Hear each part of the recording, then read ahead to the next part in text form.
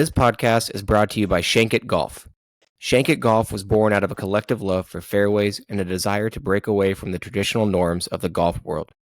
Shankit believes that golf is not just a sport, it's a lifestyle, an experience, and most importantly, it's meant to be enjoyed. The founders and us avid golfers are seizing on the opportunity to inject a fresh, vibrant spirit into the golfing community, making it appealing to both seasoned players and newcomers alike. Visit shankitgolf.com to check out their collection of everything from Q-zips, polos, performance hats, and even putters. They also just dropped a new t-shirt line. Make sure to use code 4CHECK. That's 4CHECK with the number 4 for 15% off your order. Trust us, this is good quality stuff, so go check it out.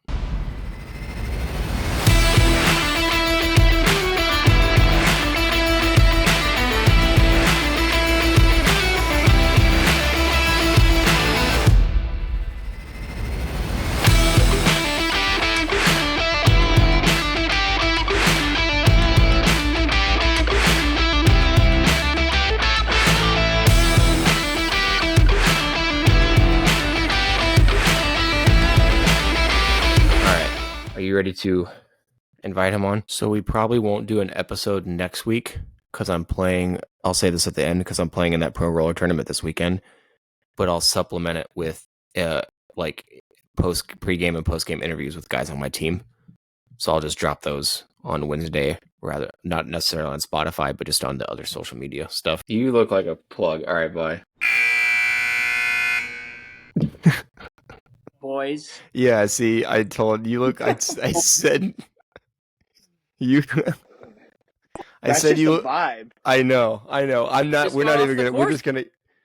Yeah, we'll get into. We'll just get right at it. All right. We now welcome back our first ever reoccurring guest. He still has the record for most ever listens in one episode for Fairway 4Checks. So he's gonna try to beat his own record.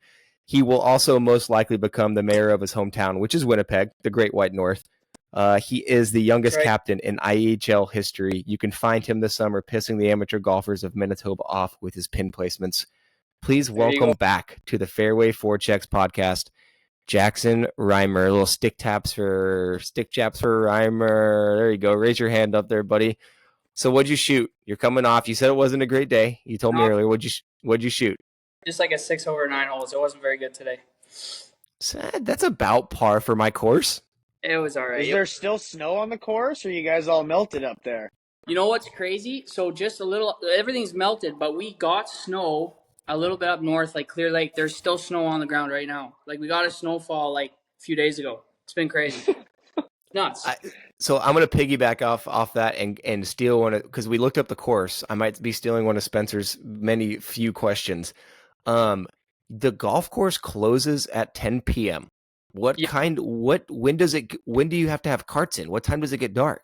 Carts come in for, I think 9:45, 10. Like whenever we close, like you get out, you come on in when the sun goes down, call it a day. And yeah, I mean, it's the prairies, right? So there's the sun can reach us at all times of day. So we're open from 5:30, 6 a.m. to 10 o'clock, sometimes even later. So what's the last tee time on the books? Last tee time on the books? Oh, it's probably like 8. It's probably like that's crazy. And that's not crazy. Night golf. That's not even night golf. That's just normal. That's just normal Manitoba golf. Don't quote me on that. It's like a twilight rate, right? So you kind of of course. It better be a twilight rate. It's fucking 8 p.m. What the hell? What's your handicap? What's your current handicap? I'd say it used to be lower. I'd say it's probably like 8, 9 in there. 8 and 9. All right. Okay. That's respectable.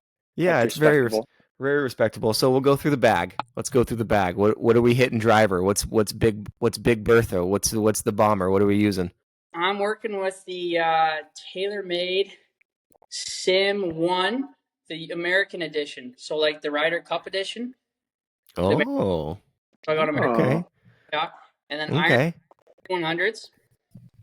And then I got Odyssey White Hot Putter. And then I got a few M4 hybrids. And I think just like few Vokey wedges. And that's about it.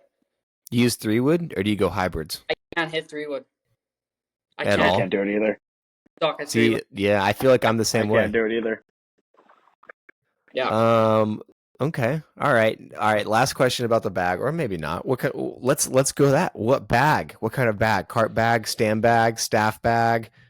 Titleist stand bag. Okay. All Yep. right. All right. All right. All right. Well, I'll ask one more, then I'll let Spencer jump in here.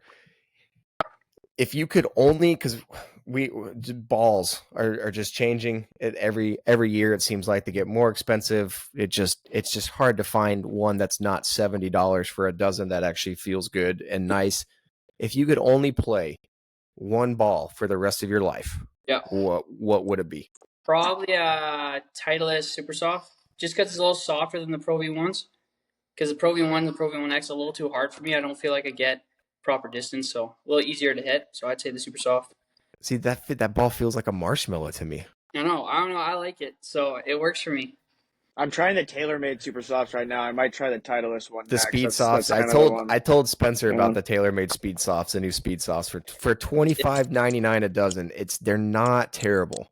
It's not that bad. Yeah, I mean we find all our balls in the bushes, right? So Yeah, you get free. Yeah, you get free. Yeah, you get free balls. so it's pretty nice. All right, all right, all right. Spencer, do you have any made up questions? Spencer was very unprepared. Jackson, let's just call a spade a spade.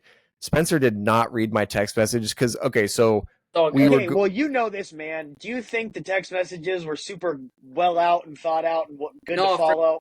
There's no details. okay. Thank So you. so Jackson's got a good buddy. We won't name him by name because he's gonna come on, so we want to save that. But he's a very good golfer. Plays at a good level. We're gonna have him on. He was gonna come on this weekend, but he's currently in the middle or getting ready for a pretty big tournament for a pretty big qualifier. So he wanted to reschedule, and in place of him, we decided, well, let's bring Jackson back on and talk golf since the last interview was all hockey, and let's just catch up with Jackson. And Spencer completely prepared the interview for your buddy. So he's got questions that have nothing to do with you, Jackson. So we'll see what he can come up with here. Let him rip. It'll work back. I've got some for him too. But so I mean, just like what is golf in Winnipeg like? Like how long is the season? It's got to be pretty beautiful and mountainous and lots of trees. So just what's it like up there? Yeah, so it's honestly a mixed bag. I mean, there's courses that are like super flat in the prairies, and then if you go a little bit more towards the White Shell, you're a little bit more hilly, some really nice lakes. But our golf season, I'd say, would go from anywhere from mid to late March to even the start of November. We'll still have a few tee times. We're really wrapping things up in November, right at the start, or when the snow flies. Really, we'll go till snow flies, and then shut down the course and pack things in. But yeah, it's pretty lengthy golf season for sure. That's very long. I wouldn't think it'd be that long. Yeah, I was surprised. I mean, that's longer than I have. So you're only not playing golf for like three and a half. Yeah, tops 4 months. That's pretty standard for wintry places, I would say. I would almost think it'd be like closer to October you're getting snow, but no. Okay. Well, shows how much fucking geography I know. We'll get snow and it melts, and then we'll just go get back right out there. So sometimes we'll have an early snowfall, and then we'll let it melt, get the course back in playing condition, and we'll go back out for another month or so, or until it snows again. So do you close it down after it snows to get it back into playing condition and then reopen it? Yep. We'll send out a mass email to all our members and to our guests, and we'll shut the course down for a few days till we can get the course in good condition to play. So. Okay, so that's what I want to ask. You are the assistant superintendent, okay? Yep. The assistant to the regional manager. Yep. When you say get the course back into condition, like so say it's October, we get a snowfall, we need to get it back in condition, we got to shut it down for a few days. What is your day-to-day on getting this course back into condition? Like what time are you getting there? What are you doing? What is getting back into condition entail for a golf course? Yeah, so I'd say you look at it 2 ways. Like we were shut down for I think 2 days this past week. We've had close to 4 inches within the last 4 inches of rain within the last I'd say 4 or 5 days. So we've been pumping water pretty much around the clock. So I'll be in right now we're only coming in for around 6 a.m. Mid-season will come for 5:30, but we'll work an 8-hour shift. We'll go home, and then I'll usually come back with a guy. It won't pump water around 11, 10:30, midnight sometimes, and then we'll get the pumps going again and do what we got to do. But when we have a snowfall, it's waiting till the snow melts, getting the water off the course, getting it playable, making sure we're not going to be damaging the course in any way, and yeah, getting golfers back out there and have them hit it around. So if a course is too wet, can that be like so because it's weird even when it's like raining or after like really heavy rains, there's a lot of golf courses that are open, but you're hitting even in the fairway, it's super sludgy. You're taking unnecessary divots. Like, so that does that like after a heavy rain, just letting people play on a course like that does do some damage, huh? 100%. I would say the main cause of damage would be carts. When carts going through mud and they're making ruts, ruts can be take some time to dry up and get fixed. But yeah, like we did walking only yesterday. We're back to cart path only today, and tomorrow we'll go back to 90-degree rule and so on and so forth. So it's just taking the right precautions and keeping the golfers out there, but at the same time keeping them accountable and just listening to the rules that we have set. And usually we shouldn't be dealing with too much damage, but it does happen. We've had some instances where we've had some rogue carts go around the golf course doing some donuts, and that rips up the course, and no one likes to see that when we come in at 5:36 in the morning and you see, oh, we're gonna have a fun day repairing it, but it's a part of the job. You work with it and you learn, right? I'll ask about that, but Spencer, have you ever heard of walking only? I've never seen a golf course. I thought that was pretty interesting. I was like, walking only. I've only ever seen cart path only or 90 degrees. I've never seen a golf course say walking only today. I wouldn't mind it if I really wanted to play golf. I'll walk, but I mean, I've just never. Yeah, courses, like I think we were one of the only courses open, so that was the draw, is to at least get people on. It was walking only just for the one day. That's the first time I've actually had that here in 6 years. But we did give a discounted rate. It gives a little incentive to our members to still come out and shoot around. But it was a beautiful day. It was around plus 18. So yeah, it was nice. Okay. So let's go back to what you were talking about earlier. What is, like, in your time working at this golf course or any golf course, when you get there at 5:36 in the morning, what is just the most fucked up thing you have ever seen and had to deal with? And you're like, are you fucking kidding me? Like, out of all of the things, what is the most fucked up? Okay, well, there's some stories I probably can't share. I don't know, it's a little too public, but I'll say one. We did come one day going out for a morning drive around the course, and we saw a gentleman naked in the 7th pond taking a little bath. So that was definitely that was a new one. Just full on Happy Gilmore. Yeah, it's like Happy Gilmore's caddy. He's preparing for the tournament. Straight out of the trees, buddy's going for a little dip with the geese. It was awesome. But yeah, so that was a new one. We've had, of course, you get cart tracks. We've had a guy go on the green once. You'll have a big divot in the middle of the green that pisses you off. So the guy has to go out and repair that. Just take a few plugs. But there's been some funny moments that I probably shouldn't share, but I'll tell you. Share one. You gotta share one. Well, so when you bring guys in at 5:30 in the morning, guys get tired. So in the past we've had circumstances where guys are probably too tired to be operating machinery, so they'll make a little mistake, nothing too major, but they'll they'll mow the fairway with the greens mower. So can I ask you a question?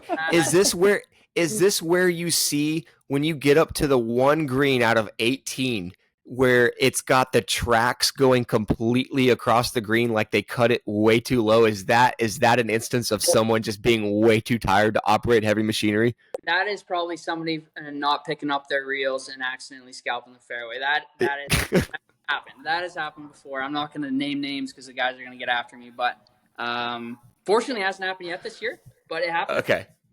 But you grill the guy though after. It looks terrible. It makes your green look horrible. I mean, grass grows back, but for a few days, for it's a week, like hair. Yeah, it's exactly. But so is that what you call it though? Scalping the green got scalps. That's what you say. Yeah. Well, that's actually a good term. Yeah. So it's scalping. Well. Yeah, I was like, keep it careful on that one. I don't know Yeah, how well, often you use that. didn't work out for Washington too well, but Yeah. it's a one. No, we're good. Spencer, you got one? So I guess like overall, how do you feel about the state of golf lately? There's a lot going on in the professional world with the PGA and Saudi, and like, do you have any suggestions that like you being on a golf course and seeing it every day, that do you have any suggestions that you have to maybe grow the golf game and make it a little more accessible to more people? Deep question. Deep. That's deep. Yeah, I mean, I'd say since COVID, everybody kind of came out of the woodworks, and COVID year was actually probably our most golf year. Actually, last year would have been, but I think it's just being able to get kids or younger adults on the course and putting them in an atmosphere where they don't have to be scared of people coming behind them or hitting up on them or something like that. Just setting aside days where you can get the kids out and get them hitting the ball, even if that's just at the range or if that's even just a few holes. Get them out, get them into the game, because growing the game at the younger level is definitely very important in my eyes. And I think just seeing kids out there having fun and smiling, and that gives us a lot of joy here. So we love Yeah, I that. mean, it's such a great game. I mean, it Exactly. gets the kids outside. It teaches them so much. So no, Yeah. I totally agree with that. Yeah. It's hard because yeah, you get to a golf course and it can be really intimidating for. I mean, even for me, I go onto some golf courses and I'm like, oh God, I don't want to like shut a door too loud or something like that. I can't even imagine for a kid. So other than the old boys club factor of like things like that, right? Like shirt tucks in, like all that stuff, right? What and this is the question for both of you, just full form discussion question here. What do we feel like golf is more accessible to youth than say a sport like hockey? Like a starter set of clubs isn't necessarily that expensive, but where is your money going into after that is like, because like we saw in the first season of Full Swing, like Tony Finau, they couldn't afford to even go to the range. So he's just smacking balls at a mattress in his garage. So is golf an expense? Is it considered to be an expensive sport? Like even at Yeah. like for like youth, is that a problem here? Yeah, I would say that. I mean, regardless of who you are, green fees or where you are, green fees are going to be expensive. Even if it's a muni, if it's a private, like we have a very good junior rate at our golf course. That's something we pride ourselves on. Our junior golfers pay. I think it's around $400 for the year. It might even be a little bit less, and that's golf year round for a junior. So Oh that's wow, a really good that's rate. a really good deal. That's Yeah. really good. Yeah. So that's a good rate. That's one way to get the juniors out, but also setting aside days where they can come for a discounted rate, just play a few holes, do whatever on the downtime, right? But Spencer, what would you say? No, I think you kind of hit the nail on the head on that one. I think it's just tough for kids to get them out there and find that. But I like the idea of a junior rate. I haven't heard too many of that, and I think it'd be because I mean green fees are expensive, and I think it is They're insane. hard to kind of use that time and I don't know. Just you think about kids on a golf course and running around like the putting greens or the practice areas, like some old guy is going to get mad at that kid, and it's like so we're still not quite where like there's probably a happy ground. You see more of these little par 3 courses popping up, and like the one they built in Florida that they did the one of those matches on, like areas like that. I think we need a few more of those, like just short par 3 courses that Yeah. might deter the more serious golfers, but make it more accessible to the youth. Yeah, I've got a question for you guys. For where are you guys located currently? So I'm in Fort Worth area in Texas. Okay. Spencer's up in Portland, up in Oregon. What are the tee times running for you guys? Like what's It depends. So it depends. Played a good quality course last night. For at a twilight rate, but it was $40. So Yeah. on a typical day, it would, and I only finished 16. I didn't finish the last 2 holes. On a typical day, that course would be 69.99. Now that's for a very and that's a manageable price, but that's for a very basic, somewhat challenging, but super open. Other than really bunkers and some water features on a couple holes, you're not really in trouble too much unless you're just hacking and slashing really bad. If you want to play, if you want to go play, so for instance, one of my favorite golf courses down here in the Metroplex is in Arlington is Texas Rangers Golf Course. It's the only MLB owned themed golf course in America, and it's fantastic. if you were an Arlington resident, which I've got I don't change my address on my ID because I want the resident discount. Yeah. If you're an Arlington resident, it's $99. If you're not an Arlington resident, it's $125.99. And it's they play a Corn Ferry. Yeah, that's they play a major Corn Ferry Tour championship there every year. It's a very, very nice. I mean, middle of the winter, the fairways are bright green. It's one of those courses, but that is the going rate. To take it even farther, and then I'll let Spencer jump in on prices in Oregon. Cowboys Golf Club, which is only one of a few NFL owned and themed golf courses in the Metroplex. They have a system where it's an all inclusive day, so you get a breakfast or a lunch and a dinner included. Everything once you step foot onto the property is included. If you feel like tipping, great. You're not inclined to. If you want a bottle of water, if you want a Diet Coke, if you want a beer, if you want a Gatorade, it's all included in the price you already paid. So for the 2 meals, the all-inclusive, and for the 18 rounds, it's one of the nicer courses in Texas. It's $325 for the day. Wow. So you can go play a course for $40. You're gonna run into some not necessarily ground under repair to the course, but definitely ground under repair to the amateur golfer. Or you can pay $90 and you're on a really nice course. But there's really you're not getting anything. You're not getting any decent course down here for less than $70. Spencer, what about you? Yeah, I mean, kind of the same. I think it's hard. I'd be hard pressed to find an 18 walking now these days for under $50, which I think is pretty crazy. And then obviously in Oregon we have Bandon, which in mid season I think is like 400 plus, and that's just for the round of golf. Yeah. So I mean, it's the price of golf, like kind of just like we were just talking about. It's inaccessible to kind of the normal person, because that adds up super. I mean, you're playing municipal courses. If I want to play a couple times a weekend, that's, I mean, $100-$200 easy if I want to play a few times. I can go play a shit course right now, and I use it as a example because it's the course that I shot my 78 at, because it's super easy and it's shit. It's $42.99 with a cart. Yeah. You know what I mean? Like it's not a good course. It's not even a decent course. And it's 42. It's $50. Yeah, so let me ask you this, Jackson. What is the, it's super expensive, obviously. What's the rate for 18 at your course with a cart? And are we in a situation where, like, you work at a golf course, you're an assistant superintendent? Do we have to charge these prices? Like, how much money is your course like having to funnel into maintenance and like all, like, what goes into that? Are these prices what it just has to be?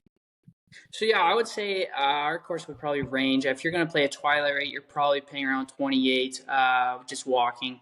Cart, you're probably paying around $15, and then it goes up a bit. So I would say you're probably paying $50 for probably $50 in that range. I don't know the exact number, but what are you paying to play 18 with a cart on a holiday? On a holiday, I think you're around that between $50-$60. That's not terrible. That's not. Yeah, I think that's super reasonable for nice. So that's my question. Like. That's my question. Is that enough money? Like, do you think that your course charges a good rate for how much money that they have to put into to manage this golf course? 100%. We are definitely on the lower side of our rates compared to other courses in Manitoba, especially for the quality of our golf course. We are voted the top 9 hole in Manitoba. So you're doing the loop, but is considered the top 9 in Manitoba. Shout it out. Shout it out? We haven't talked about it. Shout the course out. Give them a little shout out. What is it? Lorette Golf Course. Yeah, rep the brand. Yeah, Lorette Golf Course in Manitoba. So it's a 9. So it's a double 9. It's a loop. I like that though. It gives you it gives you a redo. Exactly. Yeah. And to answer your question earlier, based on the green fees, it is a lot lower than probably could charge. But we do have a lot of expenses. Like, we just brought a brand new fleet of golf carts last year. We get new machinery for the grounds crew. We greens mowers, fairway mowers, tees mowers, workmen, all the type of vehicles that we need to operate and keep the course in good condition. So what does a fleet of new carts run a course? think we got like 40, 45, something in like there. Something like that. How much a piece? Oh, okay. So I don't know what we paid. I don't know the exact number, but I know the carts are between 15 to 20 grand, I want to say, per. Times 45 times 40. So let's go on the low end. Let's just say they're 8. Let's say they're 8 grand. Like let's say they're 8 grand. Your course gets them at cost. That's over $300,000 a course is spending in carts. I can't tell you the exact number. That's insane. It is over that number for sure, and it's very expensive. So I will say this. To all the listeners, to everybody out there, to all the golfers, if you consistently play or just randomly play at a nice course, and what I mean by nice is the fairways are nice, they're green, they're cut correctly, the greens are nice, it's the good sand, even sand quality makes a big difference, right? So if you're on just a nice quality course with nice carts, the carts that have the GPS, the electronic scoreboard, the USB you can plug your phone into and play music, the whole shebang. If you are bitching about price of that, you need to stop, because you just heard how much it costs a golf course to bring in 40 new carts. It's under $500,000. And as well, I didn't mention the golf carts we imported from the States, and we were waiting for I think it was over 6 months to get a fleet of carts in, and we ended up getting lucky and getting one of the first fleets from a company here, but we would have been waiting, I think, almost a year and a half, 2 years to get our fleet of golf carts imported from. Yeah, it's crazy. That's insane. So I am never going to complain about golf course prices again. Yeah. Unless I'm just playing a shit course that charged me $130, I'm never gonna complain about golf course prices again. I've got a couple funny ones. Spencer, do you have any more questions before I get a little comedic here? I mean, we can just kind of all break the ice on the community. Why does Canada have so many left-handed golfers? Yes. Somebody told me a stat about that the other day, and it was kind of mind-boggling. Yeah, I couldn't tell you. I mean, my dad's a lefty. I have no idea why. I think it's kind of weird. I never got his old clubs as a kid, but I got a lot of friends that are lefties, including some guys here on the crew. Yeah, Spencer, you have a percentage? I don't remember what the percentage is, but it's upwards of like 40% of Canadian golfers, registered Canadian left-handed? golfers are left-handed. Yeah. What the fuck? It's like astronomical. Like, it's not even close. Yeah, that's nuts. That's insane. Is Mac Boucher just like the coolest guy in Canada golf right now? Yeah, he's up there. He's definitely. I mean, he plays some incredible courses. He's from your neck of the woods, is he not? He's out west, so he's more in like that Canmore. Alberta? Is he an Alberta guy? Alberta. So he's playing beautiful courses like in that. Yeah. Oh yeah. The courses he plays are insane. His shots too. You see, we were practicing it outside just a few hours ago. We were trying to hit his backwards flop shots. Have you ever seen when he does that? You can't do it. It's impossible. It's impossible. So hard. It's insane. When he hits his iron upside down off the tee, just like straight, just a stinger straight. His sponsorships though, for someone like super kind of under the radar, he's not loud. You know what I mean? Like he's like his social media is not in your face. It's very relaxed and calm. His sponsorships are insane. Yeah. His BMWs, but his Beamer is so nice. I'm assuming he just plays the nicest tailor-made clubs you can find. His sponsorships are pretty nice. He's made a name for himself. Those slingers it's just fun to watch. It's just fun golf to watch. All right, so I've got a couple funny. So what goes through a groundskeeper, a superintendent at a golf course? Yeah. What happens to them in the morning where they get to the course and they say, you know what? I'm going to make pace of play 6 fucking hours today. I'm going to put this pin 2 yards behind this bunker in the middle of a slope so that there's 3 fucking groups backed up on a tee box because a group of 4 65-year-old men who want to put everything out takes them 9 fuck. What goes through your mind why is that a thing? Why is that a thing? Yeah, well, I've been doing holes for about, I think, 4 years now out of my 6. And do you fuck with people? Oh, do I ever? If I had, See, that's so mean. See, what the fuck? if I've had a game the night before that I played a hockey game, if I had a bad night, I didn't do anything, I didn't produce, I didn't do whatever, I will make life so hard on the members. I will tuck pins behind bunkers. I will tuck pins as far back as I can on par fives. I will make nothing reachable. But since I have been told many times I got to make it, I've actually had pins vetoed, and I have to been sent back out to reposition them because I'm too mean. But recently, Good.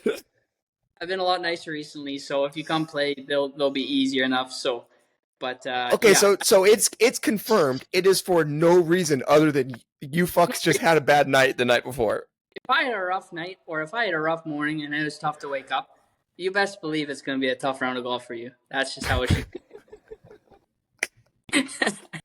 I love and hate that all. I know because deep down I knew that was going to be the answer, but you just I would also do the same thing. You have to get it from the horse's mouth, and we just got it from the horse's mouth. That is the actual thought process of why that is a thing.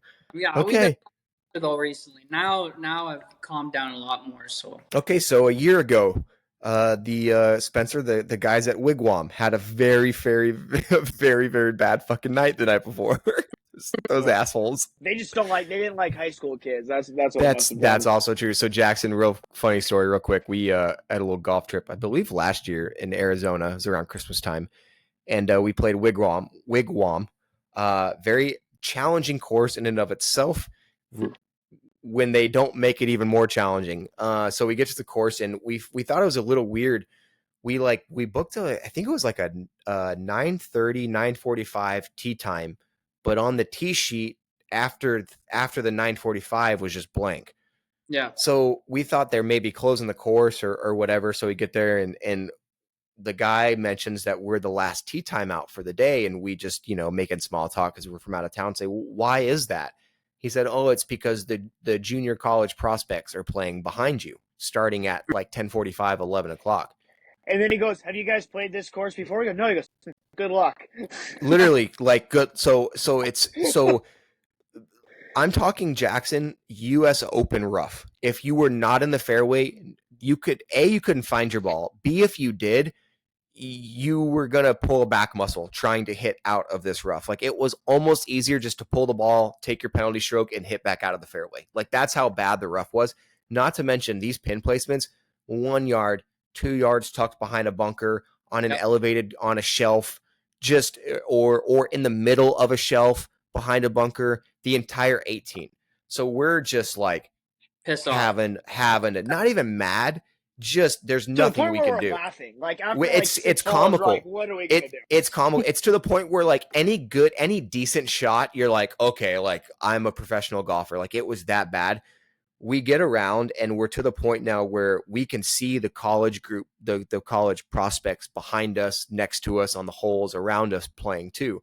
Yeah, Jackson, these kids each kid had 2 to 3 scouts from different colleges standing behind them with a drone above them, and they're telling them what shot to hit. Yeah. So they're saying, I want you to hit a draw, I want you to hit a fade, I want you to cut it, I want you to sting it. Like they're like specifically seeing if these kids could A, play under pressure, and B, shot shape the way that they needed to shot shape. It was, and then we fucking realized, oh, okay, this is the course where we decided to play today. It was insane.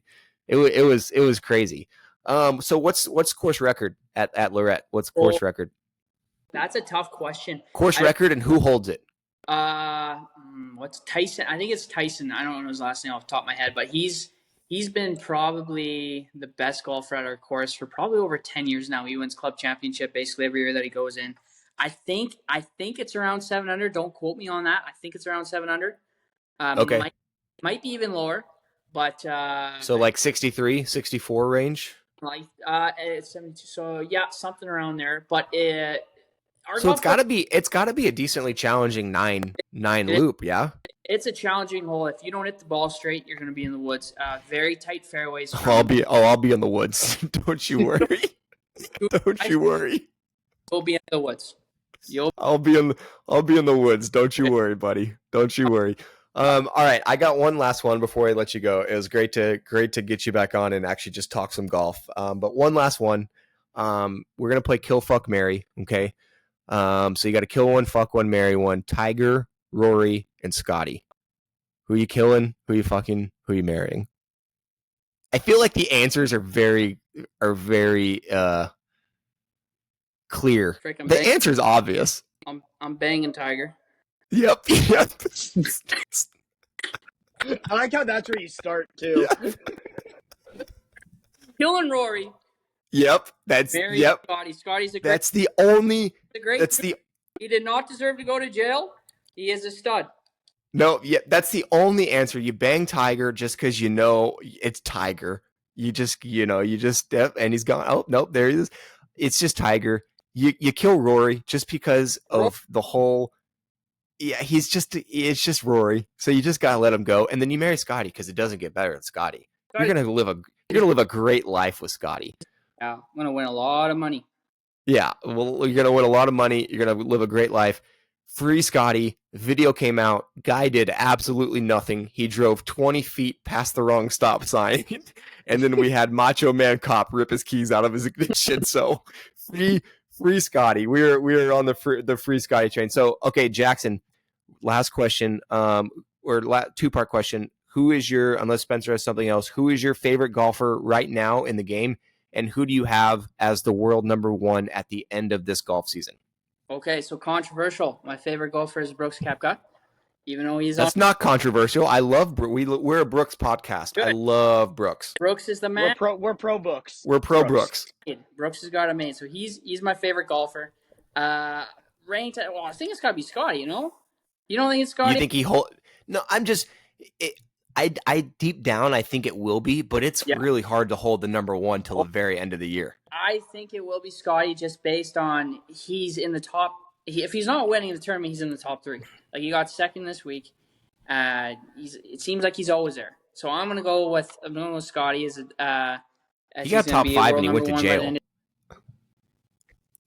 Yeah, he got top five and he was prison Mike for a whole morning. Okay, so favorite. Okay, so favorite. Switch it up on you. Favorite. If I had to limit your favorite golfer to just Canadian, who's your favorite Canadian golfer? There's a few.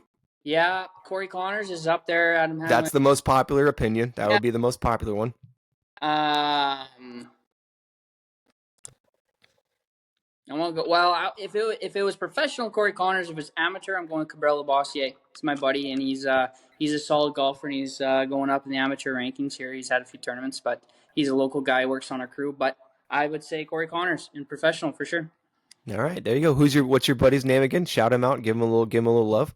Cabrera Bossier. He's on the grounds team with me here. Cabello Bossier. Cabrera Bossier. Cabrera Bossier. Yeah, he actually played in the SJ. Cabrera Bossier. What a name. He's a stud. He's a French guy. He's a stud. Yeah, he played. I would assume he's French. Yeah. Oh yeah. He's. Oui. He'll go out there and he'll shoot even par, sometimes even under. And he's on the course right now, actually. So I'll probably run into him later. But he's the best golfer I know. So I would. Okay. Say, yeah, I'm rooting. Okay. Yeah. All right. Well, there you go, Spencer. You got anything else for the kid? It's all right. No, we appreciate you coming on. Yeah, Jackson, buddy. Thank you for hopping on with us. It was good to catch up with you. You look like a stud. Well, thank you. How's life? What are your plans next year? We going to school? We doing turf management? What are we doing? Life's good. So yeah, I mean, I have my certificate at Olds College, so that's a 1 year. But I'm transferring to Penn State. I'm going to take a 2 to 3 year program there in turf management as well. So we're going to keep on the train, eventually, hopefully become a superintendent. That's the goal. But pay my dues now as an assistant and see what happens in the future.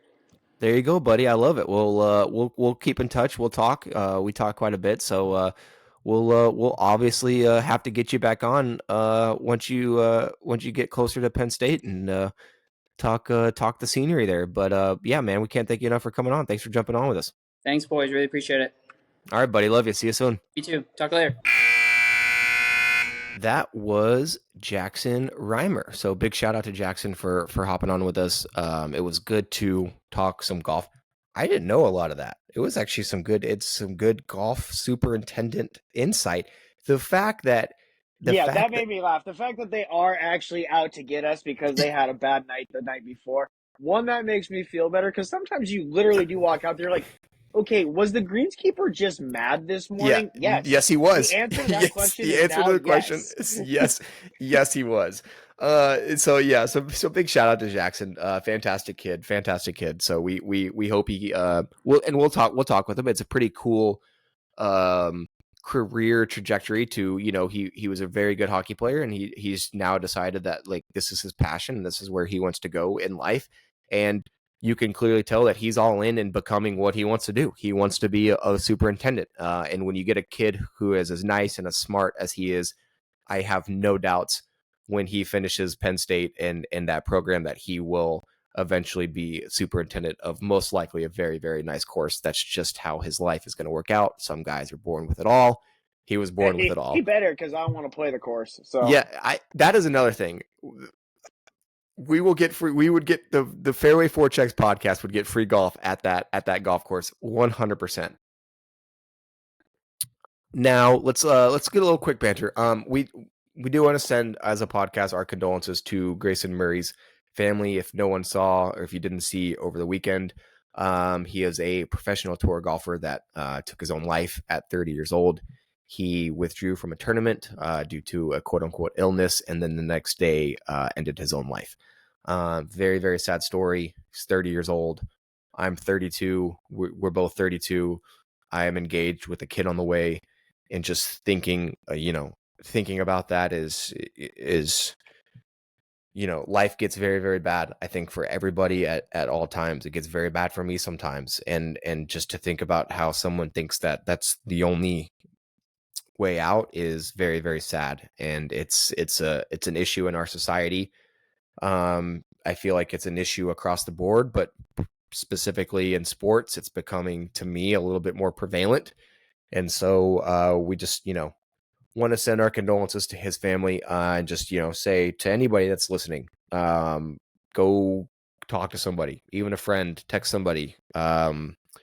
There's other avenues. So, unfortunately for Grayson, he just felt like there was no other avenues, but, fortunately, he is now not hurting anymore. So we just want to send our condolences of the podcast to his family, and just respect their privacy and all that good stuff. But it shows. It just shows you never really know what somebody's going through, because he won an event.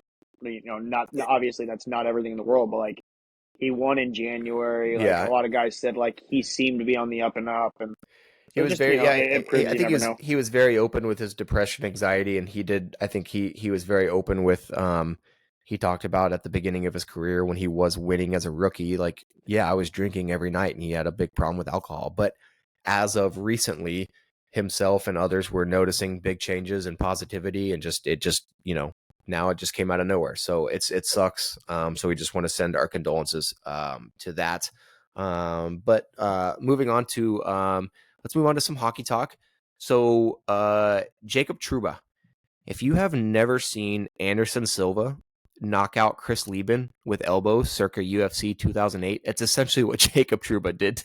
How is it a 2-minute penalty? Yeah, how's that not a major? Like, I don't think I've ever seen something as clear of an elbow as that. I am not a Trouba knocker. I think Trouba is a very effective player. I think he's a good captain. I think he's tough as shit. He will fight. He will obviously hit the shit out of you. He will drill you. He is, to me, I've got some buddies that are New York fans that have other opinions of him. To me, he's an elite defenseman. He's just an all-around player and what you want. He fucking tried to murder that guy. That's what I mean. Like, he literally just stuck his elbow out. Evan Rodriguez. That's a major. When PK Subban, when PK Sluban, when PK Sluban, and I love PK too, but when he reposts an analysis of your hit and says this is a major and needs to be a suspension, it probably should be a major and needs to be a suspension, because that's another guy that rode the line quite a bit with some things. That's just wild. 2 minutes. Now, I would assume he'd already be suspended, no? If they were going to suspend him, would they not have already suspended him? They fined him. Did you see what Paul Maurice said? No. What'd he say? That guy's an absolute quote machine right now.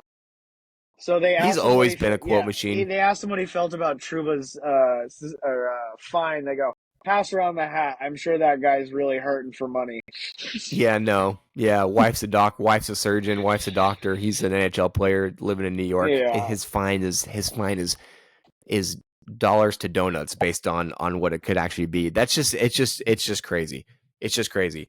Stars evened it up with the Oilers. We had to have it. Here's my thing. The longer this series goes, the more it favors Dallas, because you think so? Here's my thing. Oilers fans, listen to me now. You have one fucking line. You have one line that produces every single bit of your offense, whether it's 5-on-5 or whether it's on the power play. You have one line. Everybody else is just a borderline third or fourth line player on every average NHL team in the league. It's the truth. Now, your one line is fantastic. Connor McDavid, Leon Draisaitl, and Zach Hyman would be a number one line they would be the number one line on Dallas. They'd be the number one line on Colorado. That line would bump McKinnon, Rantanen, and whoever they want to play with them down to a second line. It really would when you get down to the nitty gritty. But that is all they have. I'll give them Boucher. Boucher is it Bouchard? Yeah, Bouchard. I'll give him Bouchard. Bouchard's a very, very good defenseman, but he's got John Klingberg pussiness written all over him. It's I don't know. I just think because Edmonton's so young, I mean, yeah, their bottom end talent is not as good as Dallas's for sure, but they can still skate. So I think with each passing game, Dallas they're showing their age a little. Pavelski's got to be hurt. He's either really hurt or he is slowed down to the point where he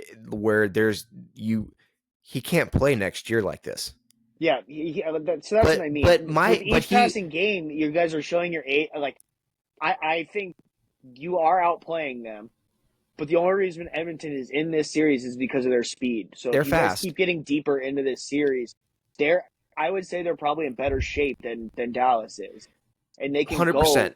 And they can probably go a little longer. So the I think the longer it goes, it's not working for you guys. But Skinner sucks. So but the one guy that Dallas actually has that can keep up pace with the Oilers is hurt, and that's Hintz.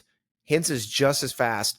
I'm not saying he's just as fast as McDavid, but as far as explosiveness on anybody else on the Oilers, Hintz is right there. But when you're missing that piece, you're right. Dallas does it. They have a veteran team. They have a deep veteran team, but it does show it. The speed in which the Oilers play the game does show their age a little bit. When game speed picks up, you can tell that the ice starts to tilt in Edmonton's favor. They have to play big to win, and I think big does not work in the Game 7. They already did that against Vegas, and that had to have hurt. Yeah, I disagree in the fact that if Edmonton is, I disagree with you. I think if Edmonton is going to win this series, they need to win it by 5. They're going to have to pull off just a major upset. They're going to have to take both games in Edmonton, and they're going to have to win it by 5. If this goes 6, it's the opposite of the Colorado series. The longer the Colorado series went, the less confident I was in Dallas. The longer this series goes, the more confident I am, just because of the depth. And just because, like I said, go look at the stats. That one line has done everything. Yeah. Now, here's the problem. Dallas has got to figure out how to fucking score on the power play. You cannot go 0 for 4, 0 for 3. You can't have a 4-minute power play in overtime and get 4 shots on goal. Granted, they hit 2 posts, still not enough. If Dallas cannot figure out special teams, that is where I will agree with you. If in the longer the series goes, regardless of length of series, the more it's going to favor Edmonton. If they can figure out special teams, I don't think it matters because I think whoever comes out of the East is probably winning the Stanley Cup. So you don't know that. You shut your whore mouth. You don't know that. Can we just have a best of 15 against the Rangers and Panthers? Because I could watch a game. I don't know if you watched the game last night, but I could watch that game over and over and over It's again. fun. It's a fun series. I will not lie. I was going. I'm on a Mavs kick. Shout out Dallas Mavericks 3-0 against the Timberwolves. We could see the Stars and the Mavericks in the finals. The Texas Rangers just won the World Series not too long ago. This could be title town. We could be title town here very quickly. No. We could be title town very quickly, and you don't like it. You guys are going for the major sports. Well, no, I guess not soccer. You guys are going for the sweep, huh? We're going for the sweep. I mean, football doesn't count because we're the Cowboys, and it's just there's no series in the there's no series, but yeah, we're going for the sweep. It would be pretty fun. It would be pretty fun. What is going to be fun is what I sent you the Grand Canyon University. So shout out to Grand Canyon University, the Lopes. They will be traveling. They must have come out of nowhere because when we played, they were bad. Yeah, they have. They were D3 too, I believe. And they were bad. Yeah, but they won a D3 natty. Did they really? Yeah. Yeah. In that other league? No.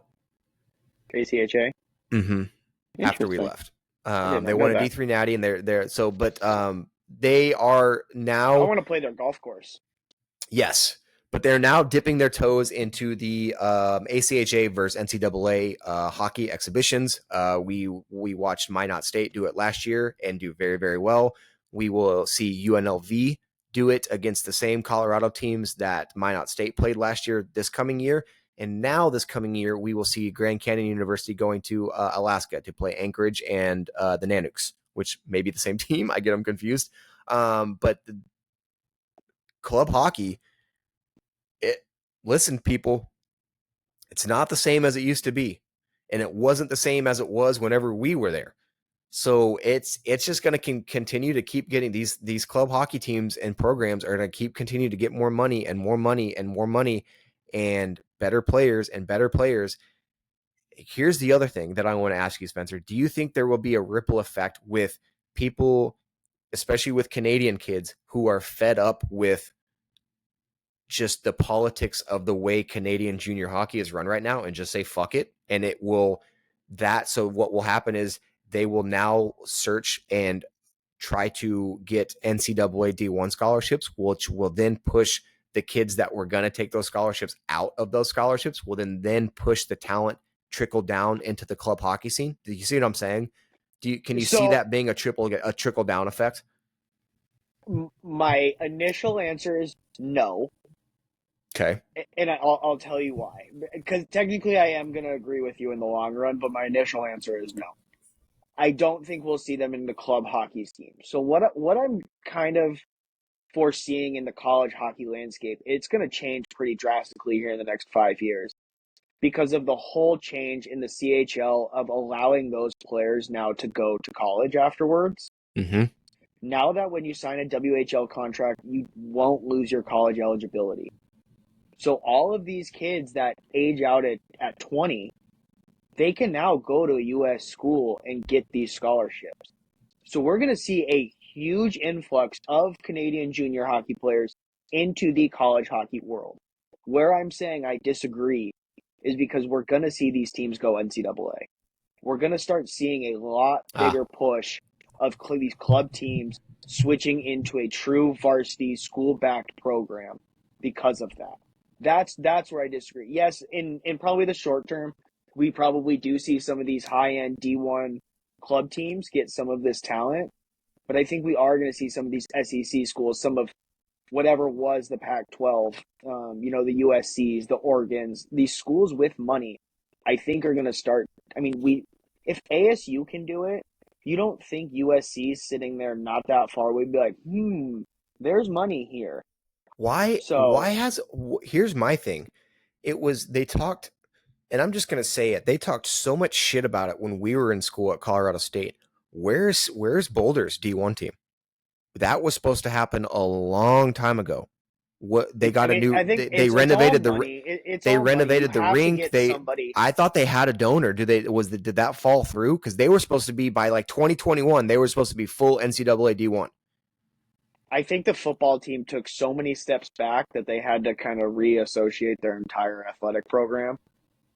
That probably slowed down the A process. But pack that's how I see it. I think we're going to see a good 10 teams almost from these big schools make the transition to NCAA.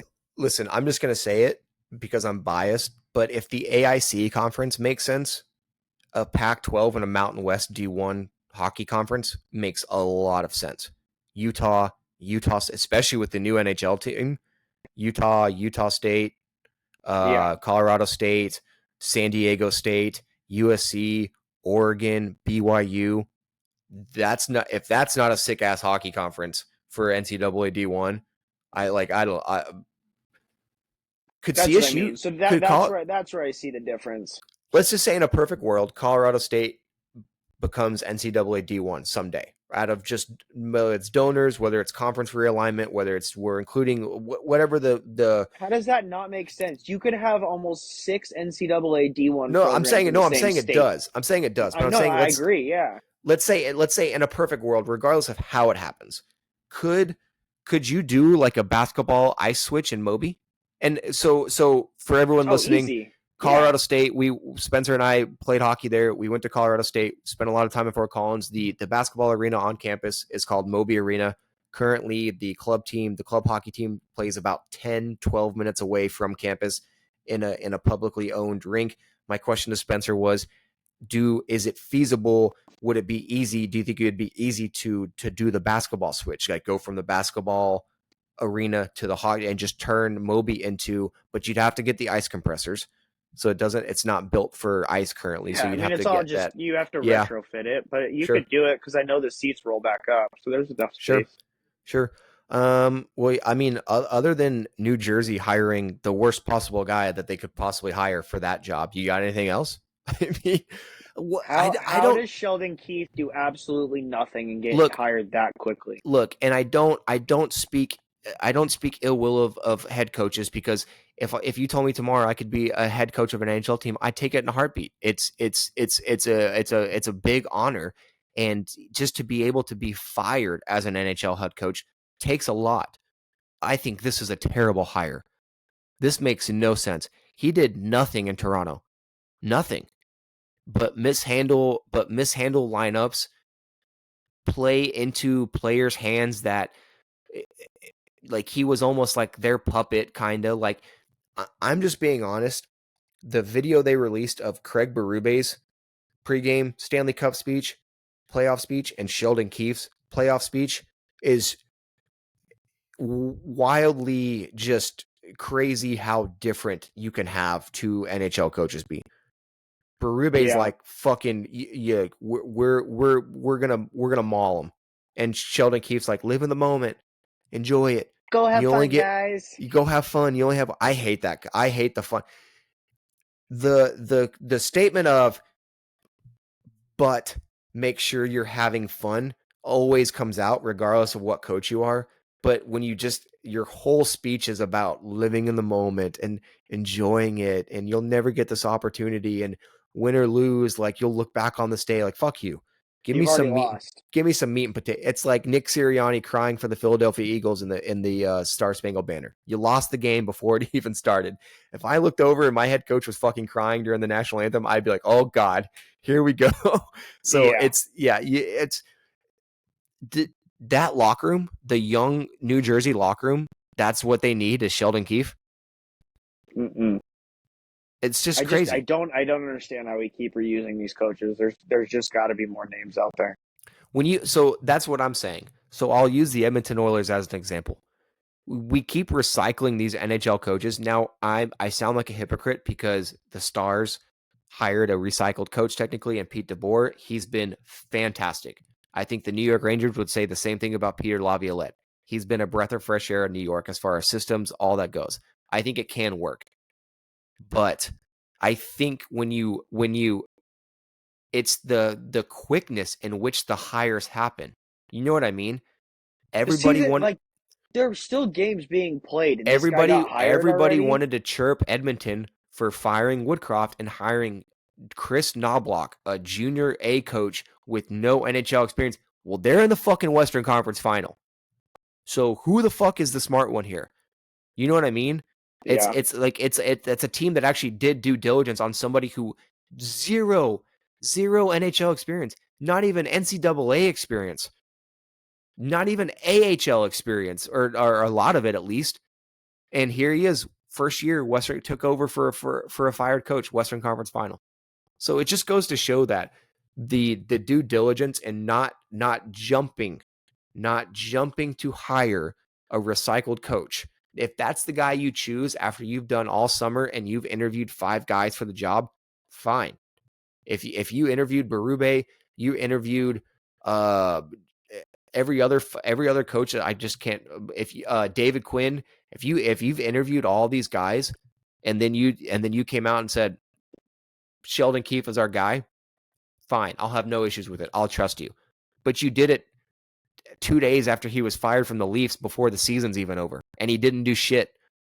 It's just why it's wild. It's wild. Janela, you've got some explaining to do, motherfucker, because this don't make no sense. Making no sense. Making no sense.